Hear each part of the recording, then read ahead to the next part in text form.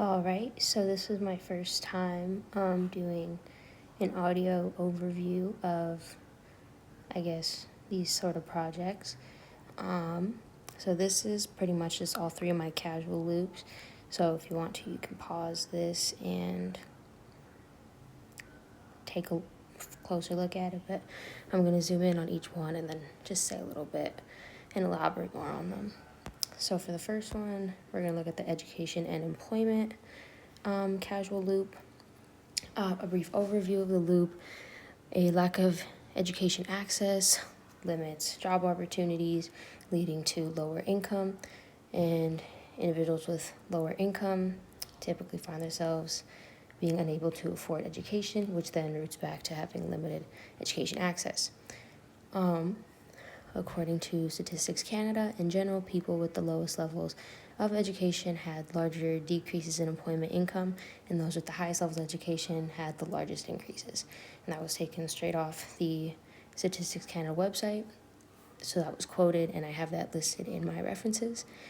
And to break down the S's and the O's, the first S between limited education and access and fewer job opportunities is an S, because when education access decreases, job opportunities also decrease. The connection between job opportunities and low income is also an S, due to when job opportunities decrease, income does as well. When income decreases, the affordability of education also decreases, and again, once affordability of education decreases, then access also decreases, which is why the last two connections are S's. Moving on to the living expenses and debt cycle. What's it called? Just to break it down, rising living expenses forces individuals to typically go into debt, taking out banknotes, loans, borrowing money from family and friends, which causes a lot of financial strain.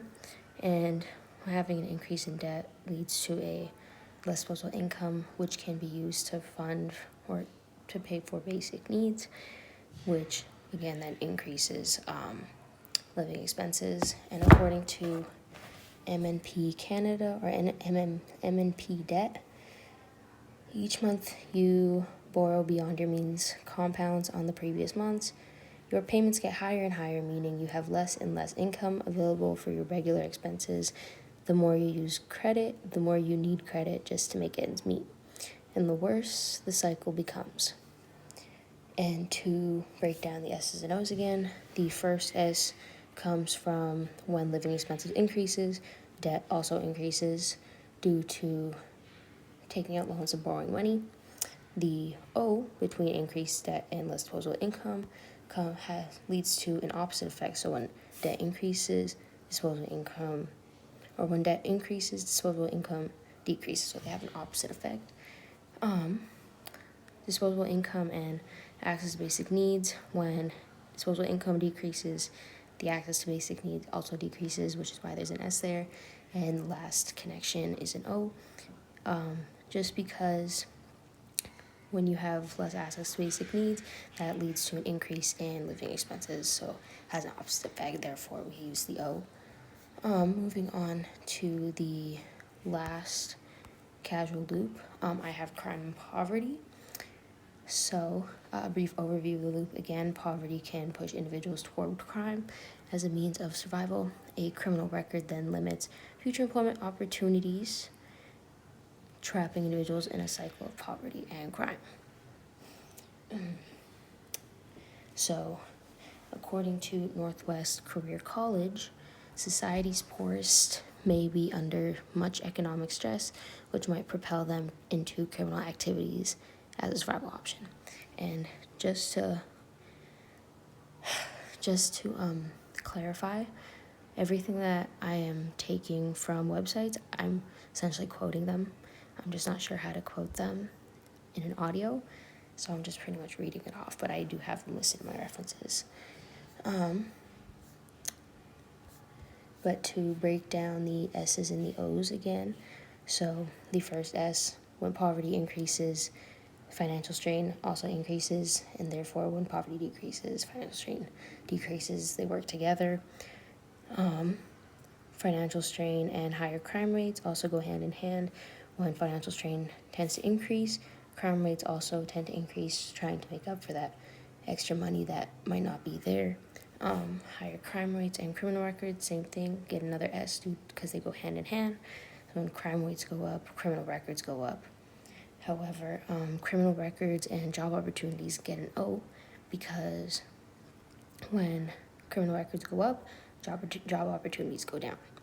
Because if those with a criminal record often have a hard time finding a well-paying job. And then for the last one, job opportunities leading to poverty get an O because when job opportunities decrease, poverty increases, and when job opportunities increase, poverty decreases. So they have an opposite effect. And here are my references. And again, all the quotes that I have spoken aloud, I got straight off these links. So yeah. Thank you for watching. Again, here's my whole casual loop in case you want to take another look at it. Here are my references if you want to take another look at it. Thank you, and have a good one.